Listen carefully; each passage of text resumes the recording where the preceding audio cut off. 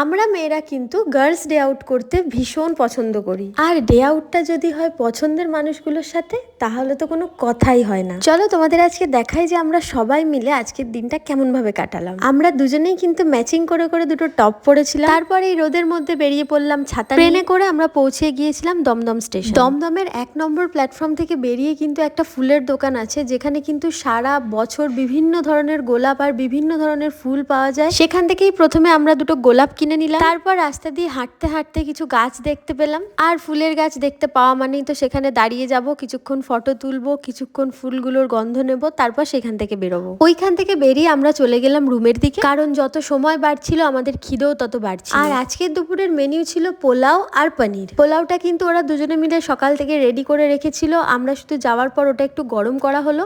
আর পনিরটা কিন্তু আমরা যাওয়ার পর একসাথে মিলে বানালাম। তারপর খাওয়া দাওয়া সেরে আমরা বিকাল বিকাল বেরিয়ে পড়লাম। আমরা ঠিকই করেছিলাম যে দুপুরে রোদ্দুরটা যখন একটুখানি কম হবে আমরা একসাথে বেরিয়ে যাব আড্ডা দিতে। আর আড্ডা দেওয়ার জন্য সব থেকে বেস্ট জায়গা হচ্ছে ময়দান। তাই যথারীতি আমরা ময়দানের পথে হাঁটা দিলাম। গ্রীষ্মকাল, বর্ষাকাল, শীতকাল, শরৎকাল, বসন্তকাল, যেই কালই হোক, সব কালের জন্যই কিন্তু ময়দান আমাদের কাছে খুব পছন্দের একটা জায়গা।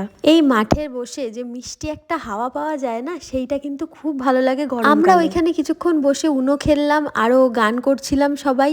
আর খাবার বলতে আমরা নিয়ে গিয়েছিলাম কিছু চিপসের প্যাকেট আর কিছু আঙুর। এই গড়ের মাঠে বসে বিকাল থেকে সন্ধে হওয়া দেখার যে একটা আলাদাই আনন্দ, সেটা কিন্তু আমরা খুব ভালোভাবে উপভোগ করলাম। আমরা তো সপ্তাহের প্রায় 7 দিনের মধ্যে 7 দিনই পারলে বিভিন্ন ধরনের কাজে ব্যস্ত থাকি, কেউ পড়াশোনা, কেউ চাকরি, আবার কেউ অন্য কোনো কাজে। তো আমরা কিন্তু সপ্তাহের মধ্যে একটা এরকম দিন বার করতেই পারি, যেখানে আমরা কিন্তু আমাদের পছন্দের মানুষগুলোর সাথে একটু ভালো টাইম কাটাতে পারি। মাঠ থেকে বেরিয়ে আমরা হাঁটতে হাঁটতে চলে গেলাম অক্সফোর্ড বুক স্টোরে। সেইখানে গিয়ে আরেকটুখানি আড্ডা, আরেকটুখানি গল্প হলো, আর বিভিন্ন ধরনের বই একটু দেখা হলো। তারপর আমরা কিছু খাবার খেয়ে চলে গেলাম বাড়ির দিকে। তো দেখা হচ্ছে তোমাদের সাথে নেক্সট ভিডিওতে। ততদিন জন্য